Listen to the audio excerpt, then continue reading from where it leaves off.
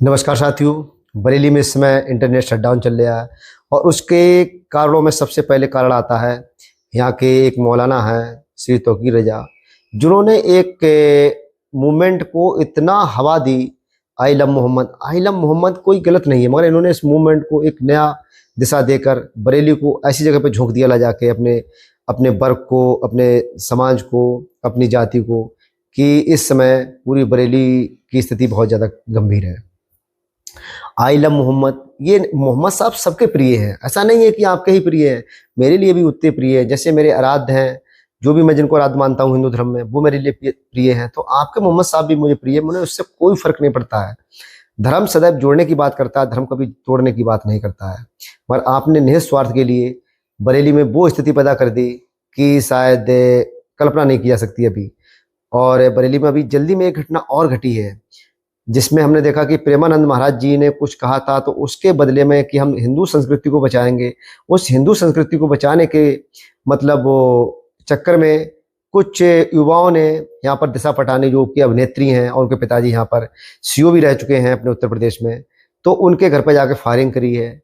अब उस फायरिंग के प्रत्युत्तर में सरकार ने कहीं ना कहीं, पुलिस प्रशासन ने इस पर काम करा और उनमें से 2-3 लोगों को ढूंढ के, जिसके साथ 2 लोगों के साथ इनकाउंटर भी हुआ है। अब साथियों, आप अगर गलत करेंगे तो आपके साथ भी गलत होगा। प्रेमानंद महाराज मेरे लिए उतने ही सम्मानीय हैं, मैं उनकी इज्जत करता हूं, मैं उनको उतना ही सम्मान देता हूं जितना कि आप। मगर ये थोड़ा ना कह दिया महाराज ने किसी घर पे जाकर गोली चलाओ, क्योंकि विचारों की अभिव्यक्ति उन्होंने अपनी व्यक्त करी, तो दिशा पटाने की बहन ने अपनी अभिव्यक्ति व्यक्त करी। ये थोड़ा नहीं होता है कि आप जाके कहीं गोली चला दो।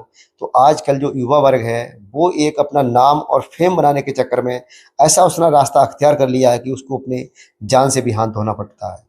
अब हमें ये सोचना होगा कि देश हिंसा से नहीं बनता है। हमारा देश, हमने देखा है कि गौतम बुद्ध का देश है ये, और यहाँ पर शांति की बात करी जाती है, अहिंसा की बात करी जाती है, और देश का निर्माण शिक्षा से, वैज्ञानिक दृष्टिकोण से, और सभी को साथ लेकर, सबका साथ सबका विकास, चाहे हिंदू हो या मुस्लिम हो। अगर हम भारत को हिंदू राष्ट्र बना देंगे तब भी क्या उससे विकास हो जाएगा? अगर हम मुस्लिम राष्ट्र बना देंगे तब भी कोई विकास नहीं होगा। विकास होगा एक अच्छी सोच से, सब लोगों के मिलजुल कर रहने से। देश का विकास तभी होगा कि हम नए नए रोजगार, नए नए अवसर और इनोवेशन, जो आपका नयापन आएगा, तभी हमारे देश का निर्माण होगा। ये थ्रू नहीं है कि हिंदू मुस्लिम इस तरीके से किसी देश का निर्माण नहीं होता है।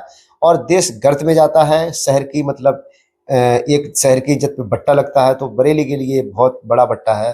धन्यवाद साथियों।